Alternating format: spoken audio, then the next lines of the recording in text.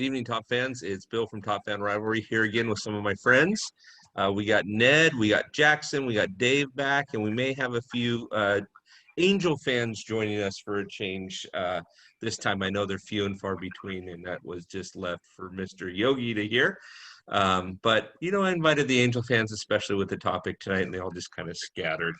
But that being said, we're going to talk some Angel baseball tonight. It's going to kind of be a little funny with a White Sox fan, a Dodgers fan, and a couple of Braves fans talking about Angels baseball, but it's majority going to be about Albert Pujols. So this will be a good time tonight. A lot to discuss. We'll look forward to your comments and see where things lead us. But before we talk Angel baseball, our last YouTube segment, we were done with it, and Jackson reminded me. He said, hey, we didn't talk about what happened down in Miami. So, Jackson, take us away tonight. What did we forget? Oh, we forgot about the first female GM in baseball. Okay. Just a tiny thing, you know. Yeah, just a minor technicality, right? Whoops. Yeah, that's on us. That's our bad. She may or may not have gotten more play than Trump that day on Twitter, but it depends if you're counting Trump's Twitters or not, or Trump's tweets or not. Right? Yeah. So, Dave, you had a comment about her a couple of weeks ago. And what were your thoughts on the first female GM? I just thought it was a great PR move, and I think she's probably going to do a fantastic job. She's got a ton of pedigree from the White Sox, the Yankees, a few other stops. It's great to have just new blood instead of recycling the same old guys around. Yeah, it's going to be fantastic to see how that plays out. I mean, I think she got a ring with the Yankees, and she does have a great pedigree. Ned, did you read up much on her, and what are your thoughts? Hey, if she's the best man for the job, why not? Yeah, exactly. Well, I'm excited to see how it plays out because Miami had a decent season this last year. Albeit, you know, with the COVID year, and rumor has it that we're not done with that, and it looks like come April 1, when baseball is supposed to start, it will be very limited access to seats and things like that. We may have another round 2 of this thing, so we'll see how it goes. But anyways, Top fans, we're sorry that we missed that. Forgive us, especially you lady fans. By the way, I had 2 Angel fans, 2 gals that are Angel fans that will be joining us in the next couple of weeks, next time we do a segment on the Angels. But tonight's topic is none less than Mr. Albert Pujols. We've had some lively discussions off camera, via text message, via phone call. I had one tonight with a guy, and I'll tell you a little bit about what he had told me. But Albert Pujols is exactly 100 home runs away from tying Barry Bonds. Exactly 100. And he's got 1 year left on his contract. He's 40 years old. The question now becomes is what do you do with him? If you're the Angels, do you sign him for a PR move while you're trying to rebuild? What do you do? So the floor is yours, boys. What do you guys think? I mean, it would be nice for him to break the record, but I think the Angels are more concerned about winning. I don't think they'll bring him back. He hasn't been great. There's not really a spot for him with some of the guys they have coming up because they have some good outfield prospects coming up, and they need to put Justin Upton somewhere with his monster of a contract, unable to move him. So I think Pujols will be done after this year down in Anaheim. Dave, what do you think?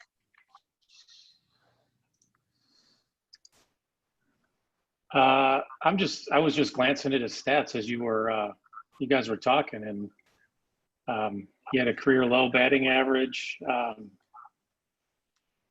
OPS under 7. Just nothing good to point at there, even though it was a short season. And you know, I agree with those comments. You know, you've got to make room for the younger guys.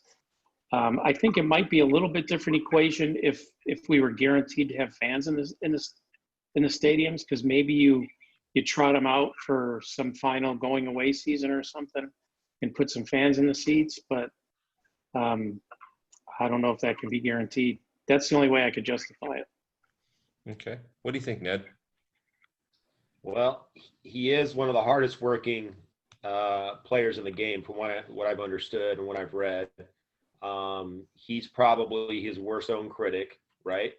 Mhm. He'll tell you that he's had a couple down years. However, he is a world champion and he knows what it takes to win. Now, you can't necessarily. I know this is an individual; those are individual stats that you're reading, but baseball is also a team game. So you kind of have to look around him and really say, you know, he really hasn't had much support since he's really been in Anaheim. Who's really been the guy that's really hit behind him, that's really, really has supported him with his stats. I want to, for example, look at Atlanta this year. When they got Ozuna and Freddie Freeman wins the MVP. So I kind of see it like that because Trout bats in front of him. It's interesting, that I think his stats aren't there. I also want to bring up the point of, you say you've got these young prospects coming up. I consider myself kind of a de facto Angels fan because I live in Orange County and I don't really like the Dodgers, just because of the history with the Braves and all that. But we watch the Angels quite a bit, and it's the kind of thing to where he also has been battling some injuries the last couple of years with his plantar fasciitis. So I mean, you can't take that away from him, and we all know that your body breaks down once we get older, right, guys?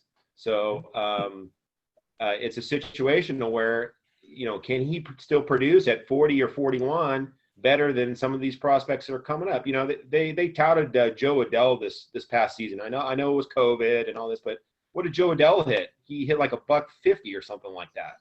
And Joe Madden gave him plenty of opportunities to go out there and show that. So, is a poor or underperforming Albert Pujols better than somebody that's coming up through the ranks? I mean, because I still think you're going to get anywhere between 15 to 25 home runs. You'll still get anywhere between 75 to 90 RBIs, right? Yeah, he may not hit for average anymore, but you still want him up in those key situations. And so maybe with Joe Madden, maybe the strategy is you hit him lower in the lineup, but hit him in the middle of the order. It's pretty formidable, with Trout and Otani and Rendon. I mean, he just lengthens the lineup a little bit because there's always that threat, right? And there was always that threat when Barry Bonds was still playing, that Barry could always come through in the clutch. So for this next season, I think it's going to be an indicator. I don't think Pujols is going for the home run record. Honestly, I don't, because I don't think he considers himself a home run hitter. I think he's one of the best right-handed hitters ever to play the game. And if you go and were to look at his stats, you could stack him up against any one of the top 3 or 4 right-handed hitters ever. Just with his on base percentage and his doubles and home runs. But the key, just like with anything, is sports or in your job, you just have to stay healthy and you have to stay sharp but there's also that leadership in the clubhouse as well that that you got to think about. Jackson, you brought up the fact about bringing up these young kids and Pujols won 2 championships with St. Louis, and I think Yadier Molina said a lot about that, about how Albert kind of helped and supported him when Yadi was coming up. And in fact, actually, to talk about that, the Angels were talking about bringing in Yachty for a couple of years. So he also has that pull as well, with their new GM as well. That maybe he starts using these current players that have played in other organizations to bring in some other good free agents. So I don't know. It's I don't think he's in it for the record. He's always said that, but do you sign him after next year? I don't. That's a tough one. It's a tough one because he's a winner. He's a champion. I wouldn't be surprised if the Angels don't sign him and he finishes his career in St. Louis and he goes into the Hall of Fame as a Cardinal. That could be something that could happen. So there's a couple of schools of thought that all of you guys brought up that I've been thinking about. First, Dave pulled up his stats. And what was interesting this year is he didn't get a lot of at-bats. And a lot of guys struggled during the COVID time, but he didn't get a lot of at-bats. Yet 1 out of every 30 at bats he hit a home run. So he's still really, really good. And if you give him enough at bats this year, he might give you 15, 20 home runs. Here's what's interesting about Albert Pujols, because I'm in Orange County too. Even though I'm a Dodger fan, and Ned, I understand, I'm going to get you a replica World Series ring for this year for Christmas. Don't worry, it's coming your way. And Dave's going to send you a World Series Dodgers hat, for you, just, for fun. But no, I'm teasing. But the Angels historically have not had a good farm system. They get guys, but they haven't had a historically good farm system. Their struggle is their farm system and not having the right guys up there. In addition to not having the right guys there, you've got a bunch of guys that are there with big contracts and they need to start hitting. Joe Adele is a perfect example. Ohtani, guys, I'm just not a fan. They brought him in to be a pitcher and a DH. Obviously, he's probably not going to pitch anymore. And the DH position, what did he hit? $150, $170 this last season. Guys have film on him now. It's not a big deal. It's Ohtani. You can put Pujols there. Now, you mentioned the Cardinals. Here's an interesting school of thought. What happens if we go to the universal DH next year or the year after? If that's the case, I can almost guarantee you the Cardinals will offer him a deal. Almost guarantee it, because they will roll out the red carpet like they did with Mark McGwire, and it'll become a spectacle. Right now, Pujols has 662 home runs. The home run champion is Barry Bonds, 762. So we're 100 away. He's got to pass up A-Rod, who's got 696, then Babe Ruth at 714, then Hank Aaron at 755. And two of those four guys have been linked to steroids, right? One to a lot of hot dogs and a lot of beer. And I don't really know what Hank Aaron did, but he just stayed healthy. But what's interesting is this season, he's not gonna break any records this season. He may get 10, 15-ish, 20-ish, right? But what do you do with them then? And so now let's talk about this for a second. One, the universal DH, but tell me what you think. If you're a GM of a club that's quote unquote rebuilding right now, right? You're Baltimore. You're not going to make a playoff run right now. You're Kansas City. You're not making a playoff run. Maybe you're Texas. You're not making a playoff run. If we get the universal DH in, you're Colorado, and you're not making your huge playoff run, or you're Arizona and you're not making that playoff run. You sign him. If you're a GM and he's willing to play for $5-6 million a season, would you give him a 2-year deal just so that you can bring all that hype to your club? Wouldn't that help you recruit better talent? Wouldn't that help you recruit a couple of guys that want to come over and say, hey, now whoever it is, the Royals are now back on the map again? What do you think?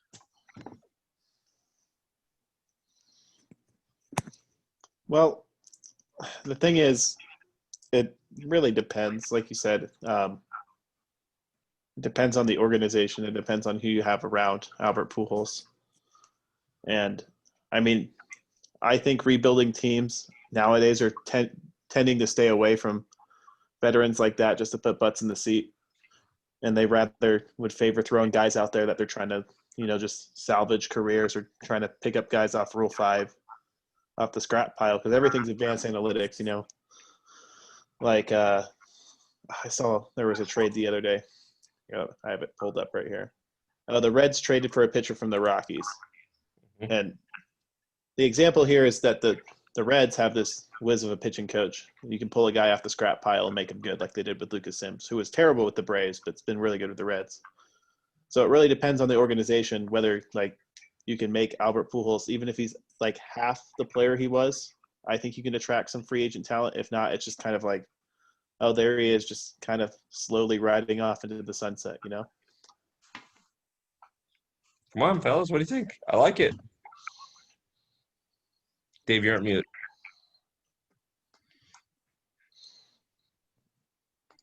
I liked what Ned had to say there too about, the clubhouse effect and the fact that he's a proven winner, and those are all really, really good things. And the individual stats don't tell the whole story. Totally agree. I think a lot of it's going to come down to how much money will he play for, with all these clubs hurting financially. And the guy's going to turn 41 in a month. Guys like Nelson Cruz are still playing well at 39, 40 years old. But he's like one of 50 that can pull that off. So I really think it's going to have to be a perfect situation like St. Louis, where maybe they want a DH, they want a guy off the bench. Maybe, with COVID and everything, they stay with an extra spot or two on the roster where you can afford to keep somebody maybe on that you couldn't if you had a 25-man roster. Mm-hmm. But I think it's going to come down to money more than anything. If he still wants 10 or 15 million a year, it ain't going to happen. If he wants to play for $1 million, $2 million, $5 million, it might happen.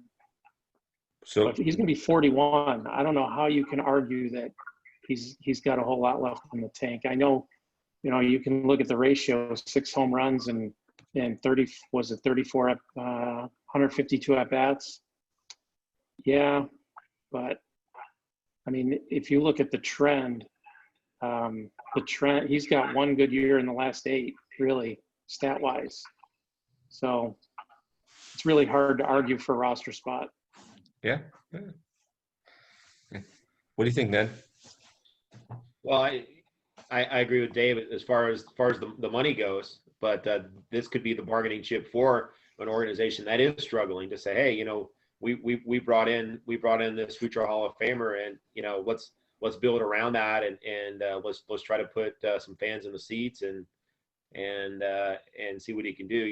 The universal DH is going to be the other thing that's really going to dictate whether that happens or not. He has also said that he wants to go out on his own terms. So this may be his last season. And if that happens, then I don't think there's going to be any love lost. I think we'll see him in Cooperstown in 6 years if that happens. But I don't think we'll be wearing an Angels hat. Yeah. No. Because if you look at his, David, you probably still have his stats up there, but it was funny. What was it? I'm trying to remember what the stat was, but since he's been in Anaheim, he's dropped his career batting average by something like 31 points, which is something really amazing to me. And that's what he's been there 8 seasons, so that's roughly 4,000 in the bats maybe, and that's tough to do, really, really tough to do. So. Artie Moreno, I mean, like Artie Moreno, thinks that, he's trying to keep up. That's why he changed the name to the Los Angeles Angels of Anaheim was for the whole marketing thing. So, I agree with Dave, though. I don't think that any organization is really going to pick him up for the 15 or 20. He's got to be able to play for $2, $3, $5 million a year. And from what I hear, it sounds like his family's set, so he just might do that if he is chasing some records or doing whatever else. But Bill, let me ask you this question: as a Dodgers fan, would you want him on your roster if there was a universal DH? It's funny that you mentioned that, because I just got asked that. So a good friend of mine who's a Dodger fan, he's an attorney, and I finally just started having to call him counselor during the discussion, because it was almost like he was pleading his case. And he asked me that direct question: would I want him? And my answer, with the lineup that we have, this is going to sound crazy, boys, but yes, if he'd play for $4 or $5 million, and I'll tell you why. For a couple reasons, 3 reasons. Number one, just like Greg Maddux, we picked up Greg Maddux at the tail end of his career, at the very, very tail end of his career. And we had him for a season or 2, half a season, something like that. But he was great with the young pitchers, namely a guy named Clayton Kershaw. He was fantastic with that guy, and helping him through some road bumps and things like that. So could he help a Cody Bellinger be a little bit better when he's going through that 2 for 47 slump? Could a guy like Pujols help that? Sure. So that's number one. Number 2, if he's good in the clubhouse, which rumor has it that he is, that's great. But number 3 it's the name. So Joe Torre wrote a book a couple of years ago. It's probably 10 years or so ago now. And in the book, he made reference to all the Yankee wins when he was a Yankee manager. And he said, we didn't win those games because we were the better team. There was a lot of times that people were afraid of the name on the front of the jersey. We'd go into towns and they'd be afraid of that Yankees jersey. And we'd mentally beat them. And I have to say this, boys. Albert Pujols is Albert Pujols. He is a first ballot Hall of Famer, no questions asked. If he doesn't get in the high 90s as far as percent-wise, who's voting, right? But I will say this. I will say having him bat behind let's just say a Cody Bellinger. Let's say Albert bats 6th and we pay him $5 million. Would he see more pitches? Probably.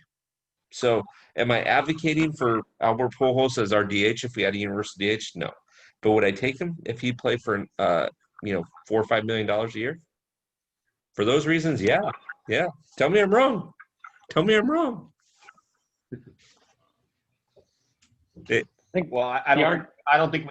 don't think we can because we kind of all agree about that. But like I said, though, this year is really going to tell the tale.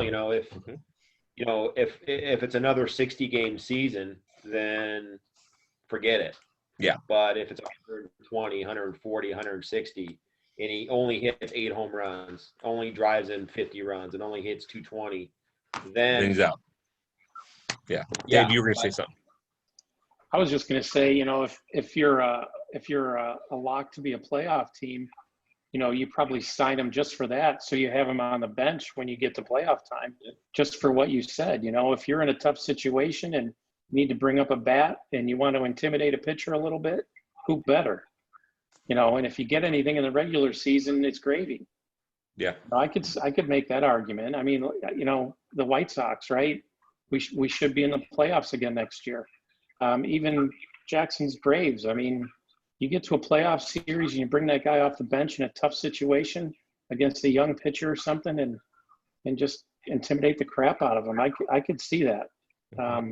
But it's, the situations where it makes sense are really limited. Yeah. No, I agree with that totally. But take example, the Braves. Braves are a perfect example. They beat up on the Reds this last season in the playoffs like nobody's business. Yet, what happens if you would have had a universal DH and one of them was Albert Pujols, and he's batting behind the slower now Joey Votto, right? But Joey Votto's still hitting the ball a little bit, and next thing you know, you got Albert Pujols batting 5th or 6th. Maybe that is intimidating to some. I don't know, but I still think the name is intimidating enough. Like you say, Dave, some young 22-year-old kid makes the wrong. First of all, he's maybe a little starstruck, maybe. I mean, if he's younger, he makes the wrong pitch and Albert makes it a souvenir. So, the opportunity for him to play every day, he would need to play in a team that's really, really, really rebuilding. And the argument that my buddy made to me today about why would you want that DH? Fellas, let's not forget Chris Davis. Chris Davis was the DH for Baltimore for 3 or 4 seasons? And he hit $150, $160, but every time he connected with the ball, it was a souvenir. Maybe that's Albert. Who knows? Jackson, what do you think? I think Chris Davis is an exception to the rule just because of the contract is so atrocious. If you're not playing him, it's kind of an insult to your payroll. Yeah, it's probably true. But I mean, if you're rebuilding and you want I understand the leadership factor and the value of leadership, but from the general manager standpoint of the new age MLB, I don't think anyone would take him just based off his advanced stats alone. He can't run, he can't field. You have to stick him at DH. Mm-hmm. He does connect every once in a while, but his on base percentage and his slugging percentage, like Dave said, we're career lows, and on base percentage is really the name of the game nowadays. You can hit 199 like Carlos Santana did this last year and still be valuable. He led the league in walks, so he's a sought after free agent. had a high on base percentage. That's what teams want. They need people to get on base because that puts the pressure on the pitchers. Well, Jackson, I'm gonna combat that a little bit, and Bill, I want to back to your point about, I think what's happened with the Angels organization is they relied on him too much. That's why I said he's never had anybody behind him to really kind of support him. Mike Trout's kind of the face of the franchise, but there's always been, let's rely on Albert to knock in this big run. I mean, they need to get the other big bats around him, and I think they've done that. But Justin Upton hasn't performed. Rendon did better towards the end of the season, but if Rendon can do what he can do, then great. So I guess my point is that I think if the situations were a little bit different with the Angels, then you might have seen some different results. I don't know. Yeah. With Hamilton, what's his name? Josh Hamilton. Josh Hamilton. What if after let's say Josh Hamilton had 3 great seasons like he had in Texas. What kind of stats would have Albert had, right? But then again, Mike Scioscia wouldn't have managed it correctly, and it would have, still. But it's that's why I made my point kind of the opening about it. It's kind of a team game where it's driven by individual stats, but the teams that it always seems like they end up winning the World Series every year are the ones that seem to play together the best. It happened with the Nationals last year and the Dodgers this year. So it's how do these guys all gel together? But Jackson, to your point, he can still field first base. I would say he's probably an average to maybe slight above average first baseman. I don't know if you watch a lot of his games, but he does okay. He catches the ball when he should. He catches the ground balls when he should. He's just not very mobile. He just can't really run and the speed and all that. But yeah, you're right. He does have to hit at the warning track to get to the second base. So Dave, one of the points that Ned was just trying to make there, which it's a Southern California thing, but when Albert came to California 9 years ago, it's been 9 seasons, by the way, Ned. I can't believe it's been that long. But when he came here 9 years ago and he signed, every billboard that was Angels billboard had on it Albert, and then it said the man. And Albert got frustrated because he was leaving, St. Louis, where who's the man in St. Louis? Stan Musial, right? And so every billboard in Orange County, do you guys remember this? That it would just say the man when they signed him? Yeah, and it also had the A Albert with the halo over the A part of it, Yeah, it was crazy. And he to his defense, he hasn't had a guy batting behind him that was anything. Trout bats before him, So, but that's a crazy. I remember those. That's one of the things that's always puzzled me about that team is, they've got superstar power and they've never been able to put a lineup together that can win. And the owner's got the money, whether he's spending it or not. I don't know. It seems like his track record of spending the money is kind of checkered. But gosh, you're looking at Trout and how many seasons of his prime do you have left, and how many have you squandered already? And it's a really great point that how much protection does somebody like Albert get in that lineup? The same thing happened with the White Sox this year. You got a guy like Abreu, you've got a couple other guys who are basically alone in that lineup up until this season. Now you put some people around them and they all have career years and knocking the cover off the ball. So there's definitely something to that. Yeah.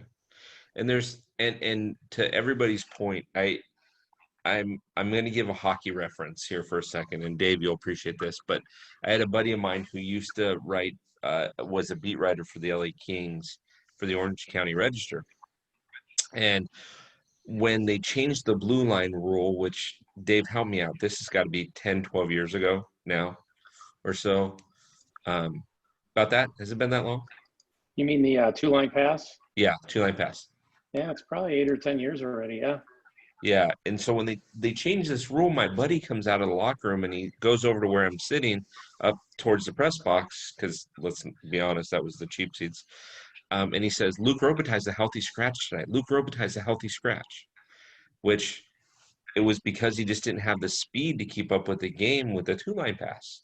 And it just was that. So to Jackson's point, to everybody's point, Albert's slowing down. He's older. It's okay.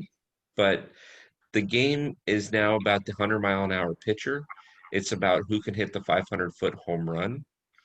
I mean, we saw a little bit in the World Series. I about danced the can when I saw Barnes lay down a bunt in the World Series. I'm like, little ball, where have you been?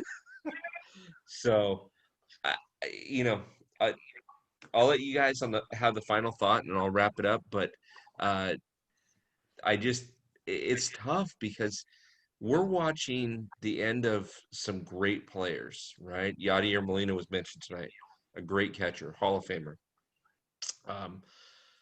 We're starting to see the decline of Clayton Kershaw, right? Albeit he's only 31, but with his back issues, does he pitch another 10 seasons? Maybe not. We're seeing Albert Pujols. There's a number of individuals where Robinson Cano put himself out for the season this last year, right? But we're starting to see the end of a group of guys. Who am I missing, Dave? I've got a few people in there that we're forgetting about. Miguel Cabrera. Miguel, oh, man, that poor guy's stats just took a beating this last 2 seasons. He's got no help in the lineup either, but he is almost, a similar situation to Pujols. He is face of that franchise. He doesn't have the World Series rings, but I mean, one of the best hitters to ever play. But he's a shadow of himself now. 487 home runs. He did win a World Championship as a Marlin. He did. The 2 times of the Marlins made the World Series, they got the rings. Yeah, he hasn't done anything in Detroit. Yeah, but it wasn't because of him. But yeah. Well, fellas, I'm going to give you guys the final words, and I'm going to wrap up. So, Jackson, why don't we start with you, Ned, you, and then Dave? Why don't you take about 45 seconds each to wrap up and tell us your final thoughts on what do you think about Albert and maybe even the Angels? Well, my obligatory as the random stats guy, I have one every night. I love it. To Ned's point, my dad's point, looking back at the lineups that the Angels had, when you got guys like Jeffrey Marte and Luis Valnobuena, as my dad used to call him, in the lineup, Albert Pujols, it's true, Albert Pujols had no help. But, it's really sad to see these players kind of just come and go at the end of their careers. We've been kind of spoiled with this last generation. Even guys like Max Scherzer, who've been so dominant the last 5-6 years, Justin Verlander, Zach Greinke. It's sad, but, we got to move on. The next generation of players is coming up. And, we still got Mike Trout for another 10 years, hopefully. So plenty of entertaining Hall of Famers, future Hall of Famers out there. Ned, I'll let you rebut that a little bit since, he just threw you under the bus with the no bueno. Well, it's okay. I think for the Angels, just kind of speaking about that, it really comes down to what they've never had when Albert and Mike Trout have been there is pitching.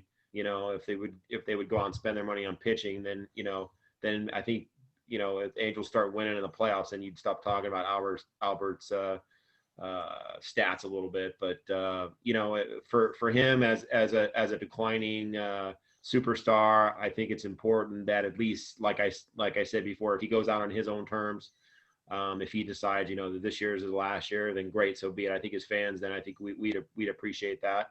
But I think we'd also appreciate, like you guys pointed out, that if he were to go sign with a contending club and kind of be that extra coach on the bench to help the younger generation, I think that's a good role for him as well. So you just hope the best. You hope everybody stays healthy and stays safe, and we have a full season next season, because I think as fans, that's what we want. We want to see the game every day. So, amen. Dave? Yeah, I agree with all of that. That it's tough because you watch these guys for so long and they're so good, and then you watch them struggle and become average. And an average Major League Baseball player's still a pretty damn good player. And a lot of guys struggle just to get to that level. So I guess we got to keep that in perspective a little bit. There's a lot of examples of guys trying to hang on and hang on and hang on, and it never really plays out that well. So I really hope that he goes out with class and style and on his terms, and leave with a little in the tank and have everybody wondering how long he could play. I think that's the right way to do it. Not that he cares about my opinion, but that's what I there's so many examples. The White Sox had Griffey Jr. at the end of his career. That did not work well. We had Tomey for a couple of years. That worked okay. But there's tons of examples of that where, really, was that the answer? In hindsight, probably not. Yeah.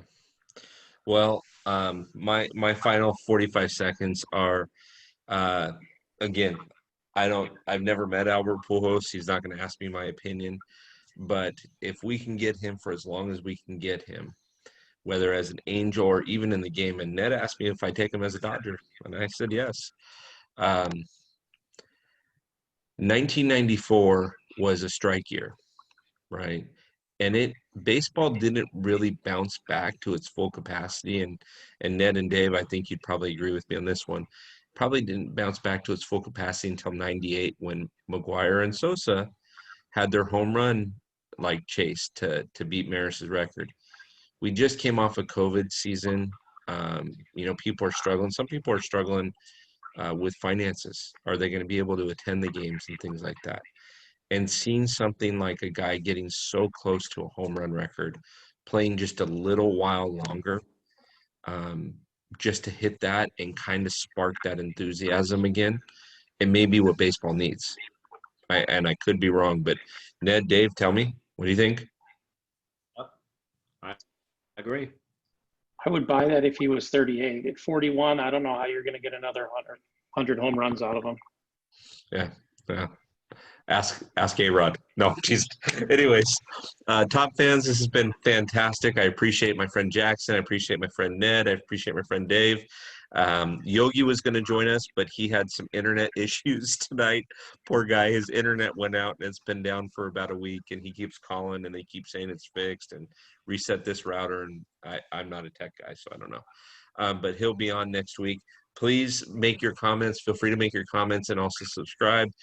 We love your comments. We love what you guys think. And feel free to let us know if you'd like to join us. I know that we're gonna have a ladies' night here in the next couple of weeks that a few of the top fans that are females want to get on and express their views. So that one should be exciting. So we appreciate your time. Thanks so much and enjoy.